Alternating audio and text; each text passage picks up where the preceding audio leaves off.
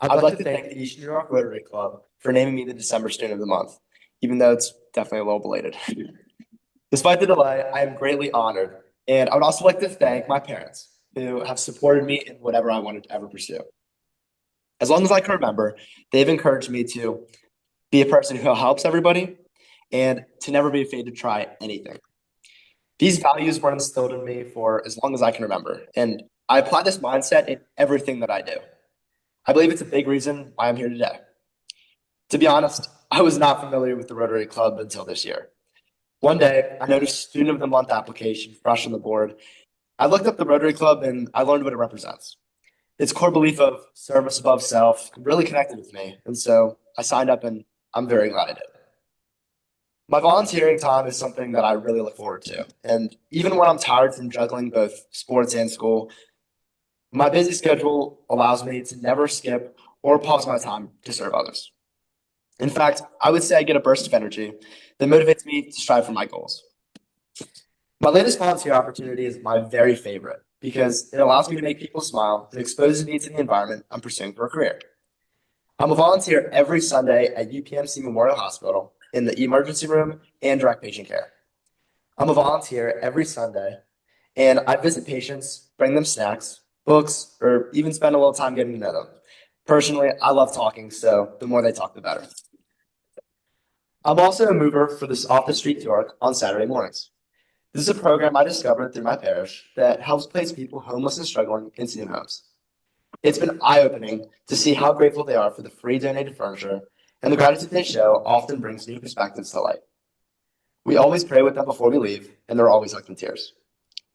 In addition to this community service, I've been supporting my parish since middle school by drumming the music ministry every other Sunday at Mass, altar serving, and volunteering as a teen lead every summer at Vacation Bible School. My desire to be a person who always steps up to help has opened so many opportunities for me to get involved and become a leader at York Catholic. I'm director of training on the executive board of the Student Ambassadors Program, and I'm also a member of the Student Council. I am one of the 4 football captains for the York Catholic football team, and this year we won our first district championship in nearly 5 years. Winning that championship was probably one of the most exciting experiences of my life, and I'd do it all again to play with that same group of guys that I played with the past year. The friends I made and what we've accomplished together will create memories that I will cherish forever. But I'm not done in my time at York Catholic.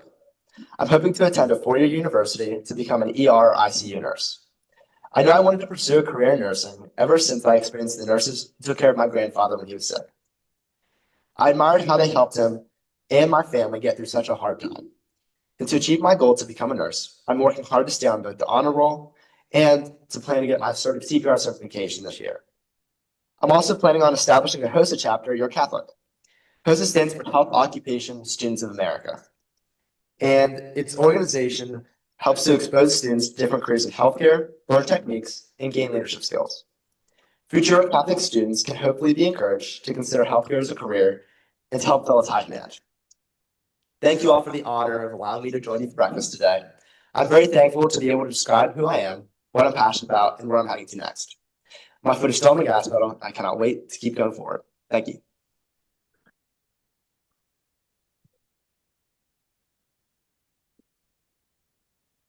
Any questions? Usually good for one, right?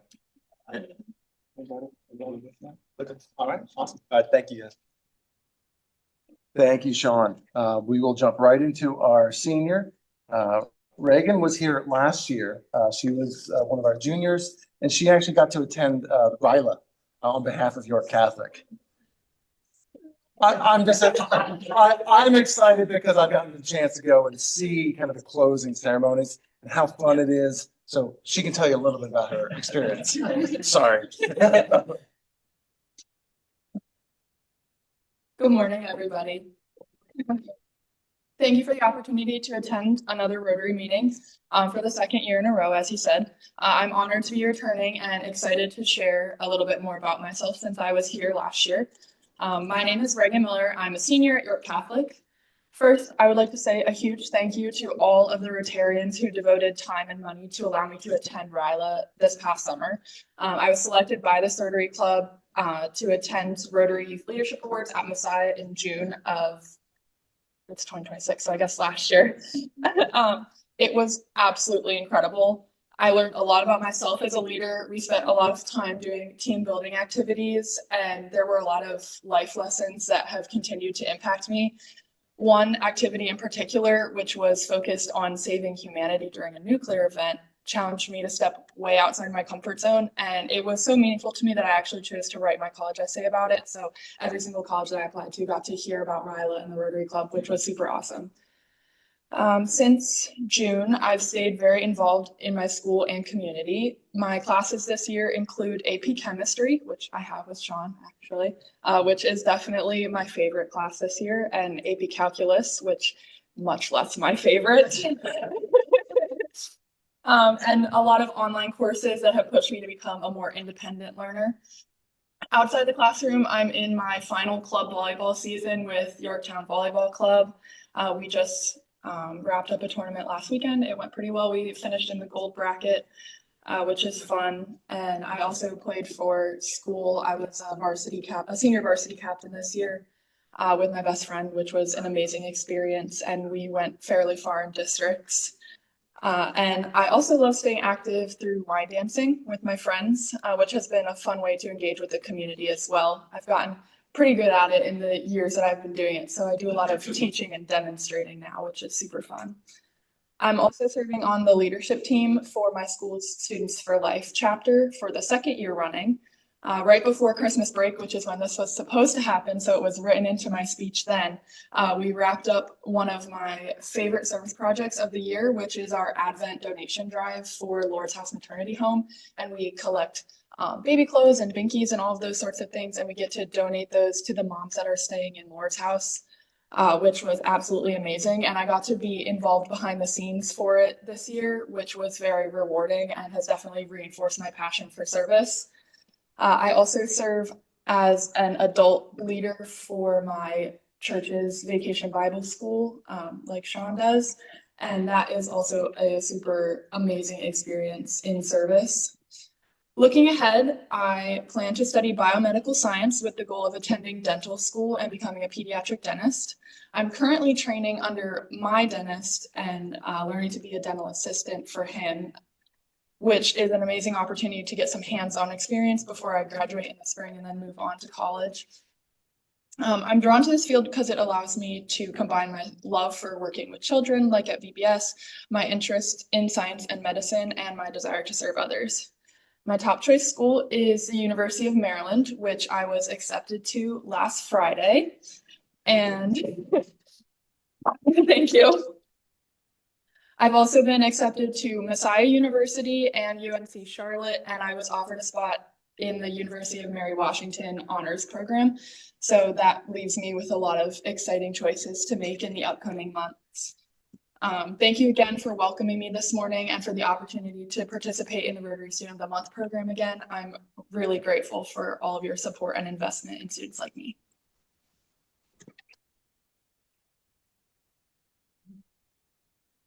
Any questions for Megan? Oh, I'm back. Have you been introduced to AI and looked at it? That's a really interesting question. So at the beginning of the year, we all signed AI acceptable use policies, and my English teacher, Miss Euclid, she teaches all the seniors and I think a class of juniors and a class of freshmen. She has been really good about, she asked us obviously not to use it to craft our papers or do any of like the initial research or anything like that. But when we are done writing our papers, she says, as long as you don't ask it to fix it for you, but tell you where it needs to be fixed, grammar wise or sentence structure, passive voice, that sort of thing, we can use it to search for those deficiencies and then fix them ourselves. So they've been very good about giving us clear guidelines on how, when it can be used and when it can't be. She teaches us a lot about the prompting, which has been honestly really helpful.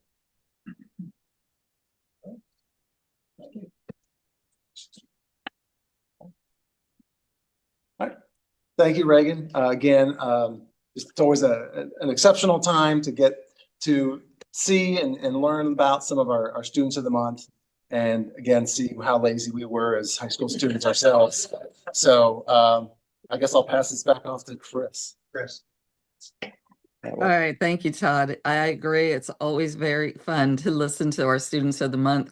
Reagan, best of luck to you with the next chapter of your life. It'll be here before you know it. I'm sure you'll make a great decision for schools. All right, I think we're up for with Meredith to announce our speaker.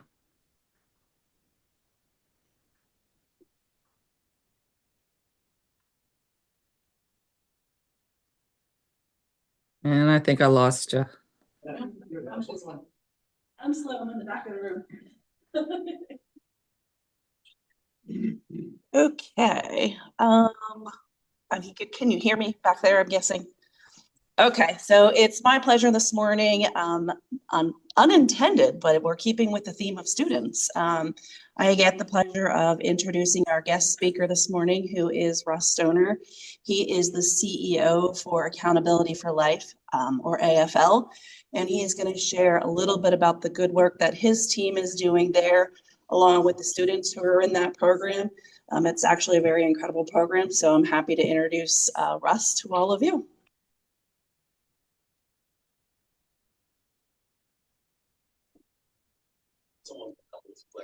Okay. So I don't screw it up. Yeah. Perfect. First, this morning, I want to thank everybody for being here, and to the two young people. Fantastic.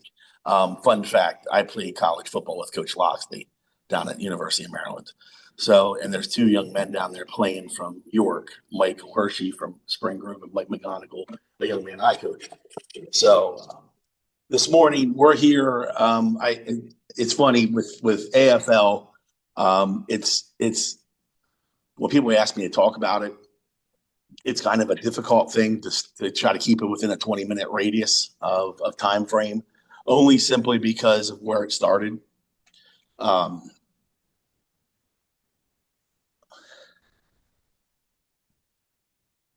We're proud of what we've done. And really, I promised myself I wasn't going to get emotional with it. In 2016, when I took over the head coaching job at York High, we had double shooting in our parking lot the first game. Week 9, we had one of the players murdered. So right there, we knew that we had to do something, or we were just going to stop. For me, I coached for 16 years at Central York as a defensive coordinator. Then I moved on to be the head coach at Spring Grove. And this year, I just finished my 10th year at York City as the head coach. But we knew that night of the double shooting that we needed to do something. And if we didn't do something, that it was just going to be a continuous struggle in York City for the student athletes that were trying to figure out a way to get out of some really tough situations. So I remember that night, and really all the coaches that were there, everybody was leaning against the walls with our significant others. There was about 3,500 people in the stands.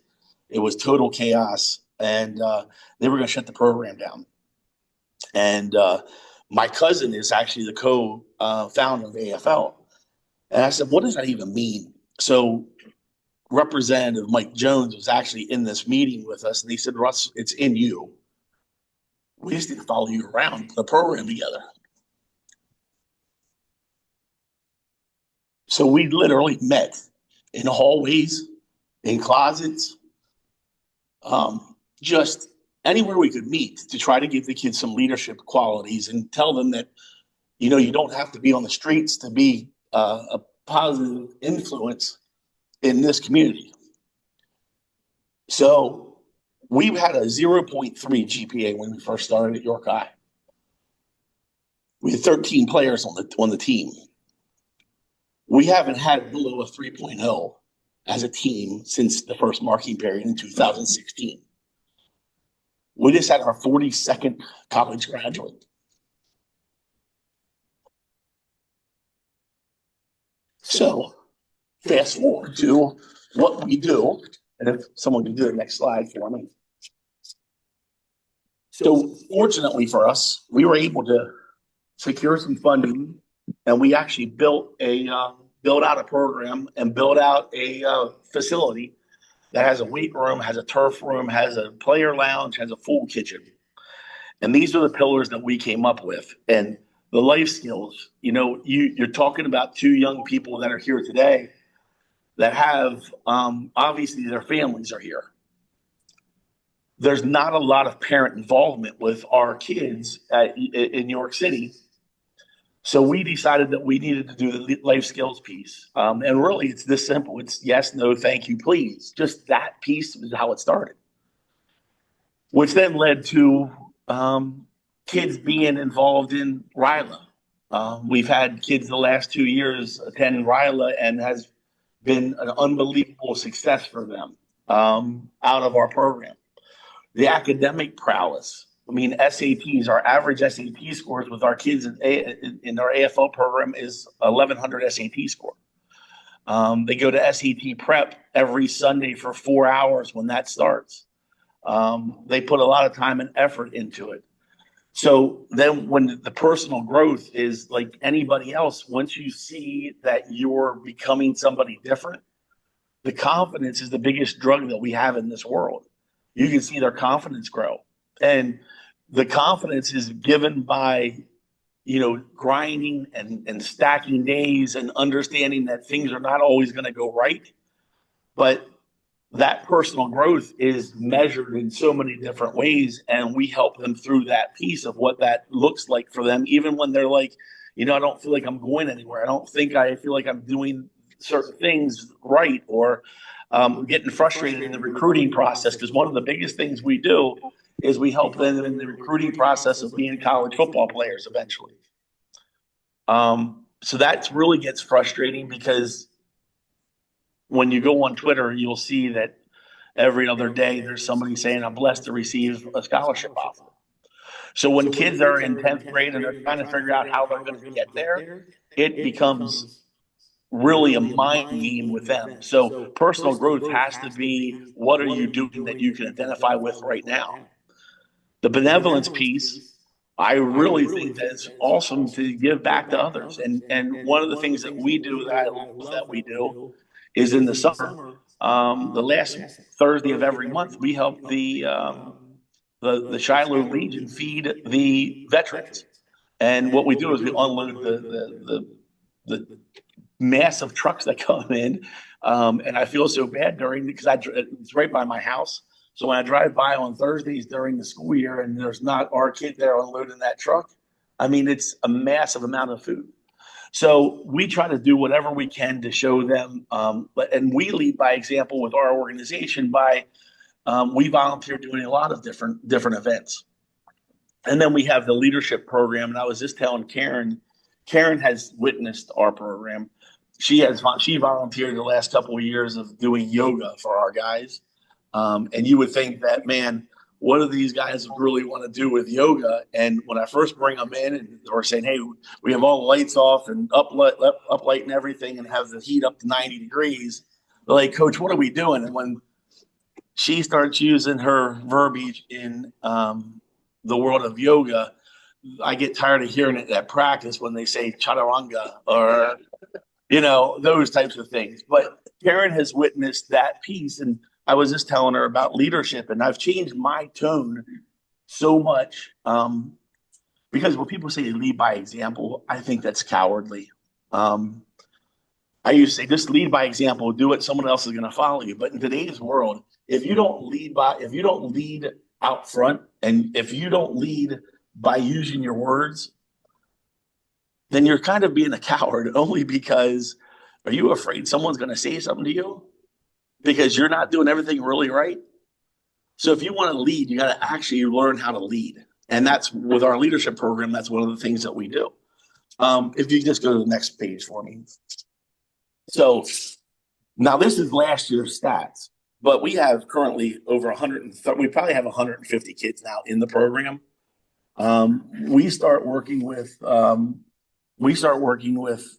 younger kids, just doing some training.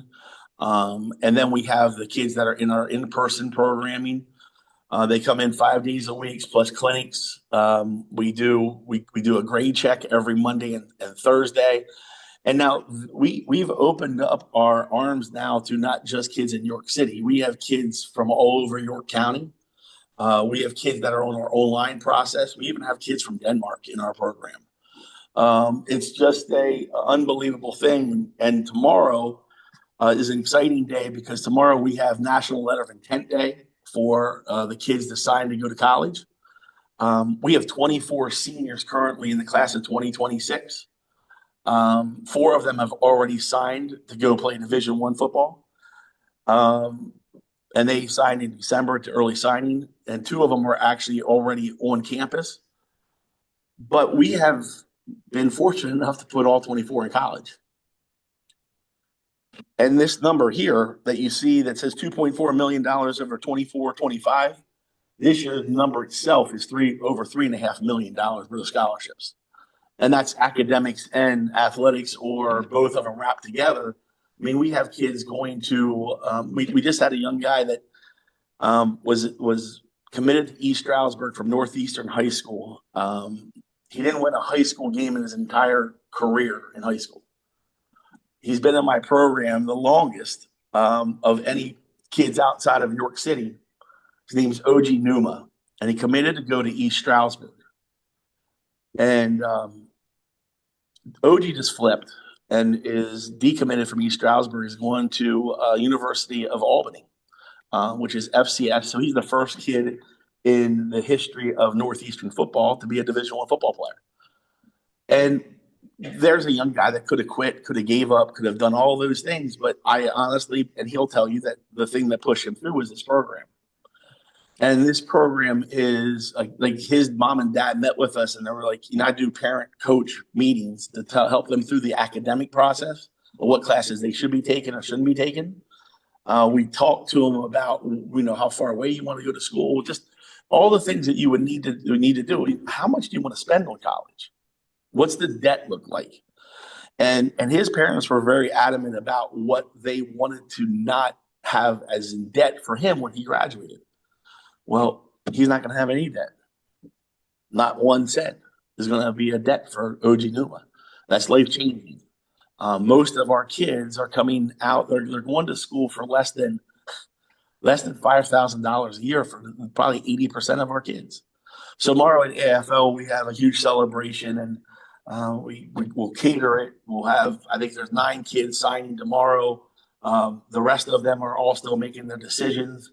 A couple of them are going to be on visits this week. But it's just an unbelievable opportunity because you're talking about a diverse program that has white kids, black kids, Hispanic kids, has wealthy kids, has dirt poor kids, has blue collar kids. And to watch them work together, it's powerful. So as we move through our program, we would like to try to get young ladies in our program, and we're currently looking for a larger location. We thought we had one earlier this December. It's going to soon happen. There's going to be an announcement here, so keep your ears and eyes open, I guess, on social medias. But we're about ready to have a partnership here come through here in York County that we're really excited about. I really can't say more than that. And then lastly, for me, it took me until I was 2016 to figure out my passion. So when you do that, you never go to work. For the folks that came here this morning to have a job, I couldn't do 83 at 6:45 in the morning every day. I just couldn't do it, right? And I complain at times that I'm at my building until 8 o'clock or 9 o'clock at night. But find your passion. And my last thing is the mental health piece, really. The mental health piece is real. And I was one of those guys, again, I'm a mid-50 guy. That was the rough, tough guy, the mental health, or you're just a sissy. That's not how it works. It's not true. It's true. It's really true. And I'm sitting back there listening to both of your stories. And boy, was I, like, I don't know who set it up with slackers. I mean, we were terrible people. Terrible people. But that's why it's so tough on the kids today. The girls want to be pretty. They want to be popular. They want to be good in sports. They want to be smart. They want to be all those things. The boys, back when I went in moccasins to school every day. I rolled out, got a quick shower, and I was on my way, and whatever was laying there is what I wore. I didn't care, right? My friends didn't care. We played 3 sports with bang, bang, bang. We didn't care about all the things that everybody's putting pressure on these young people today. And so I tip my cap to you. But remember, it's time you can breathe, right? You can breathe a little bit, enjoy it a little bit, and know that there's you guys have tremendous support here with your families and with the folks here at your school. So that's really I don't want to pick up. I mean, here's a quote from a young guy from Southwestern, and we just asked the kids one day at one of our leadership meetings. We meet every Wednesday for a leadership meeting. We feed them every Wednesday. And it's very interactive. And you can see this kid drives, they drive 45 minutes to come to our program. We have a kid from Central Dauphin that comes every day. We have kids coming from Susquehannock, kids coming from Cedar Cliff. God love my father. My father picks up 10 of our players every day in front of the school. And then I have other people pick up our kids. So we have about 35 of New York City kids in the program, and we have another 30 kids that are in the program from other schools that are in person with us right now. So at times it's rivalry. Like we hate Central, right? But who's at Central? Who's at AFL? Central's best players. They're there with us. And Colin Gurley and Shavane Anderson are best of friends. Not on the field, but everywhere else, when you see on Twitter and you see our guys, our hashtag is one goal. It's just one goal. And our biggest catchphrase in this whole thing is be a good dude. And that was Jimbo Fisher's only role when he was the head coach at Florida State. Just be a good dude. And that really just means just do things the right way. So it's, I appreciate you letting me come here today. I apologize for getting a little emotional. But we're proud of what we do, and we're always raising money. And we're thankful. I know the Explore Your Works here today. We've gotten grants through them to run some of the programming that we do. Community foundations, if we didn't have them, we would have, we'd be in some problems. But Powder Mill and the Way Foundation and the Rice Foundation and the Stewarts, I mean, we've had real community buy-in with what we do.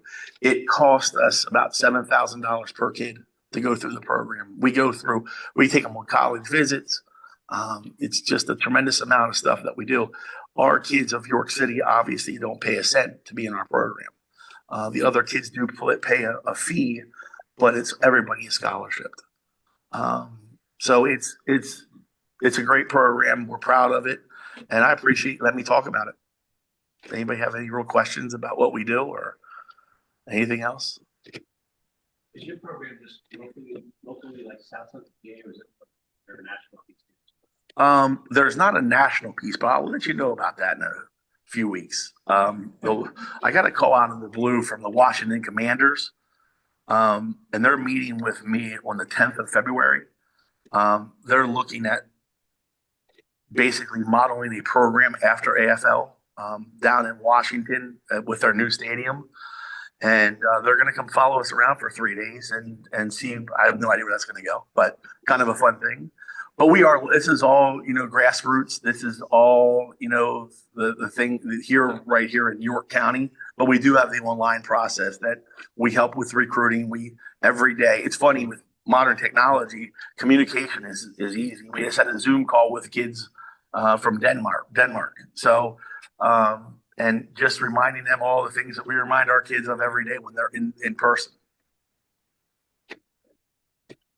Ganger, I talked today stating that most of the kids are in this program because of a lack of parents. So my question is, when your kids go through the program and they do all these great things, you instill them, you don't feel that they're going to manage their families a lot better than maybe they were? Well, here's the most incredible thing, and I have a young man that so here's the other thing. I currently have 6 guys back that went to college, played, graduated, and now are back coaching for me and working as social workers or teachers in our school district. So one of those young men, I'll never forget, came into my office and he sat down, and this was 2017 maybe, and in the spring he sat down and put his head back. I said, "Are you okay in here?" He goes, "Yeah, I'm good." He goes, "But what do you do when you surpass your family?" I'm like, I said, "I don't know. I don't know." I said, "But we'll help you out. We'll figure it out." But there comes to a point that that's what the whole goal is here. The whole goal is to, and I was telling Karen, I have a group chat. And in order for the kids to be in our program, the parents have to be in this group chat. And really what it has turned into is it's turned into basically a parenting group and just kind of what the expectations. When I got to York High, not one kid had a sweatshirt or a t-shirt that said York High football on it. Like our kids don't get spirit wear like other schools do. Like Central York, for instance, if they put out for, they're doing a fundraiser, they'll raise $15,000 in 30 minutes, right? We don't have any of that. So it's talking about the ground level of everything that we do. And I'll never forget the first time we took the kids to go play 7-on-7. We went to Littlestown. Why Littlestown? I have no idea. But we went to Littlestown, and I heard one of the kids in the back of the van say, "It's a real cow." And I said, "What do you mean it's a real cow?" He goes, "I've never seen a real cow." I said, "Are you serious?" He goes, "Coach, we don't leave our cities. We stayed in the city." We went out and played Pittsburgh Central Catholic in 2019, took 42 kids, 30 of them never stayed in a hotel. So there's so many firsts that happen that, like, the first one won the college. First one's graduating from college. First one's not being on the streets. There's so many things. So to your answer, my hope is, or I'll be really pissed, that they don't learn how to be. My ultimate goal is we want to help create great fathers and great husbands, honestly. So. Your program is only for football? Yes, no, maybe. I mean, we've had people reach out to us about basketball. I will tell you, I really am adamant about doing something with females. And my daughter was a talented swimmer. She swam at Millersville, and she's now the aquatics director down at the Shrewsbury Y. And what people don't know this about me because I don't look like it, but I was actually an all-state volleyball player. I was an all-state football player and volleyball player. So volleyball has always been my favorite sport. So I'd really like to try to do something with girls in the volleyball world. But I would never turn away a kid because everything that we do, like the training piece, we have a phenomenal group of people that train our kids. I would never turn away any kids. It's tough with the females because we don't have anywhere for them to change. And that's why we want to get a bigger place. I actually looked at trying to get one of those portable classrooms so I could move my office outside and then have my office turn into a girls' locker room. So we could do that. But I feel very, very confident that what we do with AFL is needed everywhere. I really do. So. Anyone else? Again, I appreciate it. I do have some cards on the back of my table. If anybody wants one, it's where you can reach me if you want.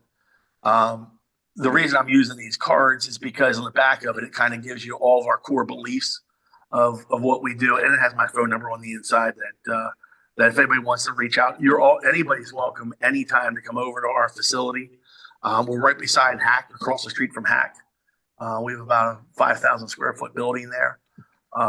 And between the hours of 3 and 7, the place is pretty full with energetic young men. So, but I appreciate you guys having me today. Thank you.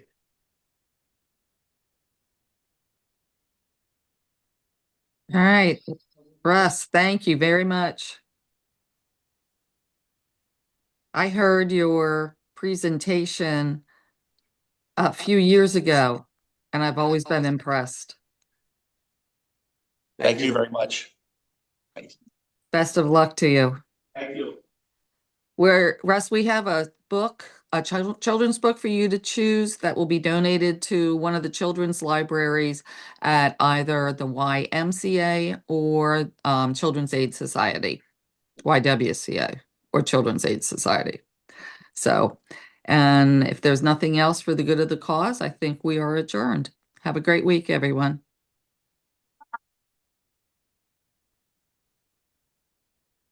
Thank you, everybody.